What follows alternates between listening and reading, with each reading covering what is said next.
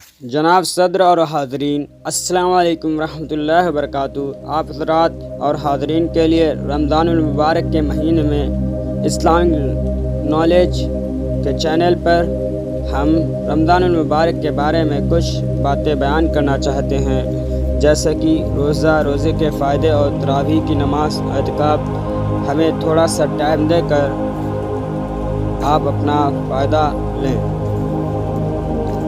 الحمدللہ الذی خلق الانسان وعلمہ البیان وانزلہ القرآن فی شہر رمضان واشہد ان لا الہ الا اللہ واشہد ان محمدا عبدہ ورسولہ، اما بعد۔ قال اللہ تبارک و تعالی اعوذ باللہ من الشیطان الرجیم، بسم اللہ الرحمن الرحیم۔ جناب صدر، حاضرین و سامعین، رمضان شریف کے روزے مسلمانوں پر فرض ہیں۔ جو اس کا انکار کرے وہ مسلمان ہی نہیں، اور جو بلا وجہ روزہ نہ رکھے وہ اللہ میاں کا باغی ہے۔ رمضان شریف بہت برکت والا مہینہ ہے۔ اس مہینے میں اللہ تعالیٰ نے ہماری ہدایت کے لیے اپنی پسندیدہ کتاب پیارے رسول صلی اللہ علیہ وسلم پر اتاری۔ رمضان کی جس مبارک رات میں قرآن شریف اترنا شروع ہوا اس کو لیلۃ القدر کہتے ہیں۔ یہ رات اللہ کے نزدیک 1000 مہینے کی راتوں سے زیادہ بہتر ہے۔ رمضان کے مہینے میں ایک فرد کا ثواب دوسرے مہینوں کے 70 فردوں کے برابر ہے، اور نفل کا ثواب دوسرے مہینوں کے فردوں کے برابر ہے۔ پیارے رسول اس مہینے میں روزے رکھتے اور رات کو عبادت کرتے، قرآن شریف پڑھتے، تراویح پڑھتے، غریبوں اور محتاجوں کے ساتھ اچھا سلوک کرتے، صدقہ اور خیرات کرتے، اور زیادہ سے زیادہ بھلائی کے کام کرتے۔ پیارے رسول صلی اللہ علیہ وسلم نے فرمایا، جو شخص رمضان کا مہینہ پا کر بھی اپنے گناہ نہ بخشوا لے وہ بڑا بد نصیب ہے۔ اور فرمایا، اگر کوئی شخص بلا وجہ رمضان کا ایک روزہ بھی چھوڑ دے تو پھر عمر بھر کے روزے بھی اس کی برابری نہیں کر سکتے۔ اچھا، تو ہم جان لیتے ہیں کہ روزہ کسے کہتے ہیں۔ اللہ کے لیے صبح صادق سے سورج ڈوبنے تک کھانا پینا چھوڑنے اور بے شرمی کی باتوں سے بچنے کو روزہ کہتے ہیں۔ روزہ بہت اہم عبادت ہے، اسلامی عمارت کا رکن یا ستون ہے۔ روزے کا انکار کر کے نہ کوئی اسلام کی عمارت کو قائم رکھ سکتا ہے اور نہ ہی مسلمان ہو سکتا ہے۔ روزے کے فوائد۔ روزے سے ہمیں بہت سے فائدے حاصل ہوتے ہیں۔ روزے کے ذریعے ہمارے اندر اللہ تعالیٰ کی شکر گزاری پیدا ہوتی ہے، صبر پیدا ہوتا ہے، برائیوں سے بچنے اور نیکیاں کمانے کی قوت پیدا ہوتی ہے، اور آخرت میں بہت بڑا اجر ملتا ہے۔ روزہ رکھ کر ہم اپنے خواہشات کو دباتے ہیں، بھوکے پیاسے رہ کر نیکی پر جمتے ہیں، اللہ کے لیے تکلیفیں برداشت کرنے کی عادت ڈالتے ہیں تاکہ ہر حال میں ہم اللہ کی راہ میں جمے رہیں اور مشکلات کو دیکھ کر کبھی نہ گھبرائیں۔ اسی کو صبر کہتے ہیں۔ اور رمضان کے روزے میں برائیوں سے بچنا۔ روزہ ہمیں تمام برائیوں سے بچاتا ہے۔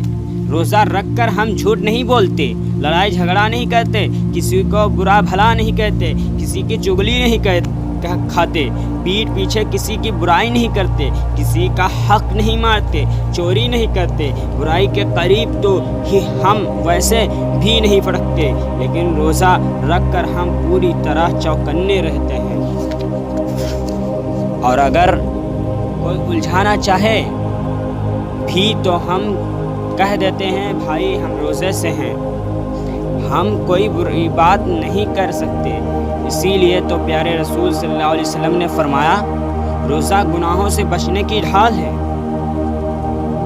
ہم اللہ کے لیے کھانا پینا تو چھوڑ دیں لیکن بری باتیں نہ چھوڑیں تو اللہ میاں کیسے خوش ہوں گے۔ روزہ رکھ کر ہمارے اندر نیکیاں کمانے کا شوق پیدا ہوتا ہے، ہم زیادہ سے زیادہ عبادت کرتے ہیں اور قرآن شریف پڑھتے ہیں، غریبوں اور محتاجوں کی مدد کرتے ہیں، زیادہ سے زیادہ صدقہ اور خیرات کرتے ہیں، جہاں تک بن پڑتا ہے ہر ایک کے ساتھ بھلائی کرتے ہیں۔ پیارے رسول صلی اللہ علیہ وسلم نے فرمایا ہر گھر کا ایک دروازہ ہوتا ہے اور عبادت کا دروازہ روزہ ہے، اسی لیے تو ہم اللہ کو خوش کرنے کے لیے ہم روزہ رکھتے ہیں، ہم غریبوں کی محتاجوں کی مدد کرتے ہیں۔ روزہ کا اجر اللہ میاں فرماتے ہیں ہر نیک کام کا اجر 10 گنے سے 700 گنے تک ہوتا ہے، لیکن روزہ خاص میرے لیے ہے، اسی لیے میں جتنا چاہوں گا اس کا اجر دوں گا۔ پیارے رسول صلی اللہ علیہ وسلم نے فرمایا جن کا روزہ اللہ میاں قبول فرمائیں گے وہ جنت میں اس دروازے سے داخل ہوں گے جس کا نام ریان ہے۔ آپ صلی اللہ علیہ وسلم نے یہ بھی فرمایا کہ جو شخص سچے دل سے اللہ میاں کو خوش کرنے کے لیے روزہ رکھے گا اللہ میاں اس کے پچھلے گناہ معاف فرما دیں گے، اور یہ بھی فرمایا کہ قیامت کے دن روزہ سفارش کرے گا، قیامت کے دن روزہ سفارش کرے گا، کہے گا اے پروردگار اس شخص نے میری وجہ سے کھانا پینا چھوڑا اور برائیوں سے بچا، اے اللہ تو اسے بخش دے۔ دیکھو روزہ بھی کہتا ہے، روزہ بھی سفارش کرے گا، تو ہم روزہ کیوں نہ رکھیں؟ روزہ کیوں چھوڑ دیتے ہیں؟ ہم اتنے اجر ثواب کو چھوڑ کیوں دیتے ہیں؟ ہم کیوں اللہ کا قہر چاہتے ہیں؟ ہم سجدے میں کیوں نہیں پڑھنا چاہتے؟ آپ خود سوچیں۔ اور روزے کی نیت، روزے کے لیے نیت بھی ضروری ہے۔ اگر کوئی شخص بغیر نیت کیے بھوکا پیاسا رہا تو اس کا روزہ نہ ہوگا۔ زبان سے نیت کرنا ضروری نہیں، دل سے نیت کرنا کافی ہے۔ اگر زبان سے بھی کرے تو بہتر ہے۔ نیت رات ہی کو کر لینا چاہیے، اگر بھول جائے تو دوپہر سے پہلے کر لے۔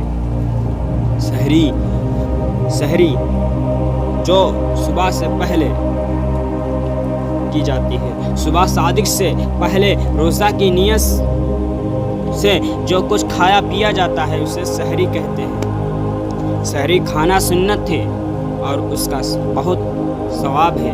اگر کھانے کی خواہش بالکل نہ ہو تو 2-4 گھونٹ پانی ہی پی لیا جائے تاکہ سحری کی سنت کا ثواب مل جائے۔ پیارے رسول صلی اللہ علیہ وسلم نے فرمایا سحری کھا لیا کرو، اسی لیے کہ سحری کھانے میں برکت ہے۔ سحری دیر کر کے کھانا چاہیے، یہ نہیں کہ آدھی رات سے کھا پی کر بیٹھ رہے ہیں، بس صبح صادق سے ذرا پہلے فارغ ہو جائیں۔ اگر کوئی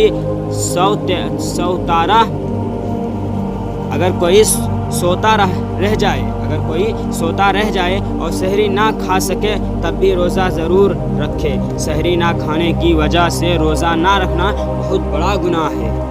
افطار سورج ڈوبتے ہی روزہ کھولنے کے لیے کچھ کھانا پینا افطار کہلاتا ہے۔ افطار سورج ڈوبتے ہی کر لینا چاہیے، بلا وجہ اندھیرے کا انتظار کرنا صحیح نہیں ہے۔ پیارے رسول صلی اللہ علیہ وسلم نے فرمایا مسلمان اس وقت تک اچھی حالت میں رہیں گے جب تک افطار میں جلدی کریں گے۔ افطار کی دعا اللہم لکا سمت و بکا آمنت و علیک توکلت و علی رزقک افطرت۔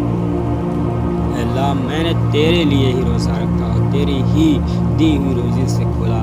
روزہ کھول کر یہ دعا بھی پڑھ لے، ذہب الظمأ وبطلت العروق وثلبت الاجر انشاءاللہ۔ پیاس بجھ گئی، رگیں تر ہو گئیں اور اجر مل کر رہے گا، اور اگر اللہ نے چاہا تو ہم روزہ کے ساتھ ساتھ ہم تراویح کی نماز بتائیں گے۔ تراویح کی نماز سنت مؤکدہ ہے۔ پیارے رسول صلی اللہ علیہ وسلم نے خود بھی تراویح پڑھی ہے اور پڑھنے کا حکم بھی دیا ہے۔ آپ صلی اللہ علیہ وسلم نے فرمایا رمضان کی راتوں میں جو شخص سچے دل سے اللہ کی خوشی کے لیے عبادت کرے اللہ تعالیٰ اس کے پچھلے گناہ معاف فرما دے گا۔ حضور صلی اللہ علیہ وسلم کے پچھلے تراویح پڑھنے والوں کی اتنی کثرت ہوتی کہ مسجد میں دل رکھنے کی جگہ نہ ہوتی۔ ہم پابندی سے رمضان کی کی راتوں میں تراویح پڑھتے ہیں، بھلا اتنی اہم نماز کیسے چھوڑ سکتے ہیں؟ تراویح کا وقت عشاء کی نماز کے بعد سے صبح صادق تک ہے، اور دراصل یہ وہی تہجد کی نماز ہے۔ عام لوگوں کی سہولت کے لیے پیارے رسول صلی اللہ علیہ وسلم نے رمضان کی راتوں میں عشاء کے بعد پڑھی تراویح کی رکعتیں۔ پیارے رسول صلی اللہ علیہ وسلم نے تراویح کی 8 رکعات بھی پڑھی ہیں، اور اس سے زیادہ 10 اور 16 اور 20 بھی۔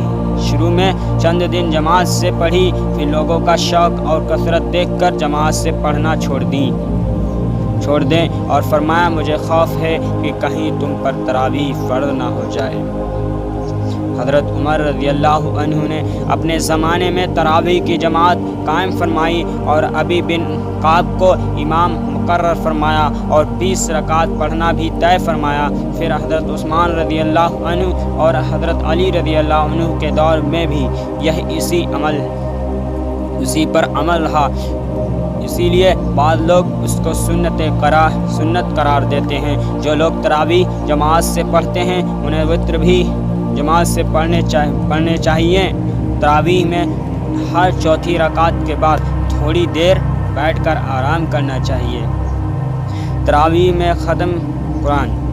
پیارے رسول صلی اللہ علیہ وسلم ہر سال رمضان میں حضرت جبرائیل کو پورا قرآن سنا دیا کرتے تھے، بلکہ آخری سال تو آپ صلی اللہ علیہ وسلم نے قرآن سنائے۔ حضرت عمر رضی اللہ عنہ تراویح میں پورا قرآن پڑھنے کا بڑا اہتمام فرماتے تھے۔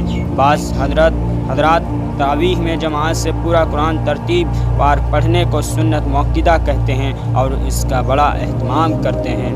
آج کل تو واقعی اس کا زیادہ سے زیادہ اہتمام کرنا چاہیے تاکہ لوگوں میں قرآن سننے اور پڑھنے کا شوق پیدا ہو اور دین سے تعلق بڑھے، اور قرآن شریف خوب ٹھہر کر اطمینان سے تھوڑا تھوڑا پڑھنا چاہیے۔ ایک رات میں پورا قرآن پڑھنا گناہ ہے۔ پیارے رسول صلی اللہ علیہ وسلم نے فرمایا جو شخص 3 دن سے کم میں قرآن ختم کرتا ہے وہ کچھ نہیں سمجھتا۔ آپ صلی اللہ علیہ وسلم نے حکم دیا کہ کم از کم 7 دن میں قرآن شریف ختم کیا کرو۔ اور روزے کی باتوں کو بتانے اور اس کی تھوڑی نالج دینے کے ساتھ ساتھ اس میں اگر میں اعتکاف کے بارے میں نہ بتاؤں تو بات ادھوری رہ جائے گی، تو تھوڑا اعتکاف کے بارے میں نہیں، پورا اعتکاف کے بارے میں بتائیں گے۔ رمضان شریف کے آخری 10 دنوں میں سب سے الگ ہو کر مسجد میں ٹھہرنے کو اعتکاف کہتے ہیں۔ پیارے رسول صلی اللہ علیہ وسلم پابندی سے اعتکاف فرماتے۔ 1 سال رہ گیا تو آپ صلی اللہ علیہ وسلم نے قضا فرمائی۔ قرآن شریف میں بھی اعتکاف کا ذکر ہے اور حدیث میں بھی اس کی فضیلت آئی ہے۔ بستی اور محلے میں کچھ لوگوں کو تو ضرور ہی اعتکاف میں بیٹھنا چاہیے۔ 20 تاریخ کو عصر کی نماز کے بعد اعتکاف میں بیٹھ جانا چاہیے، اور جب عید کا چاند نظر آئے تو اس سے باہر آنا چاہیے۔ اعتکاف کرنے والے کو روزہ رکھنا بھی ضروری ہے، اگر روزہ ٹوٹ گیا تو اعتکاف بھی ختم ہو جائے گا۔ مردوں کو اعتکاف مسجد میں کرنا چاہیے اور پاک ہونا اور نیت کرنا بھی ضروری ہے۔ اعتکاف کے دنوں میں بلا ضرورت مسجد سے باہر نہ نکلنا چاہیے، بس پیشاب پاخانہ وغیرہ کے لیے نکلے، باقی سب کچھ مسجد میں ہی کرے۔ اعتکاف میں قرآن شریف، نفل نمازیں اور ذکر وغیرہ کرنا چاہیے۔ لیلۃ القدر رمضان شریف کے آخری 10 دنوں میں جو طاق رہتے ہیں ان میں ایک بڑی رات برکت والی ہے۔ قرآن شریف میں یہ رات 1000 مہینوں سے زیادہ بہتر ہے۔ سال بھر میں جو کچھ ہونے والا ہوتا ہے اس کا خالہ اسی رات کو تیار ہوتا ہے۔ جو شخص اس مبارک رات میں اللہ کی عبادت کرتا ہے فرشتے اس کے لیے دعائیں کرتے ہیں اور اللہ کے یہاں اس کی بڑی قدر ہوتی ہے۔ صدقہ فطر رمضان میں تو یوں بھی زیادہ صدقہ اور خیرات کرنا چاہیے، لیکن پیارے رسول صلی اللہ علیہ وسلم نے ایک صدقہ ہر مسلمان کے لیے ضروری قرار دیا ہے، اس کو صدقہ فطر کہتے ہیں۔ صدقہ فطر ہم اس لیے ادا کرتے ہیں کہ روزوں میں ہم سے جو چھوٹی موٹی غلطیاں ہو گئی ہیں ان کو اللہ تعالی معاف فرما دیں اور یہ صدقہ اس کا کفارہ بن جائے۔ دوسرا یہ کہ ہمارے غریب بھائی بھی ہمارے ساتھ عید کی خوشی میں شریک ہوں اور بال بچوں کے لیے عید کا سامان لے لیں۔ کچھ صدقہ فطر میں ہم غلہ بھی دیتے ہیں، دام بھی جس میں غریبوں کا فائدہ دیکھتے ہیں، بس وہی دیتے ہیں۔ اللہ تعالی ہماری نیکیوں کو قبول فرمائیں، آمین۔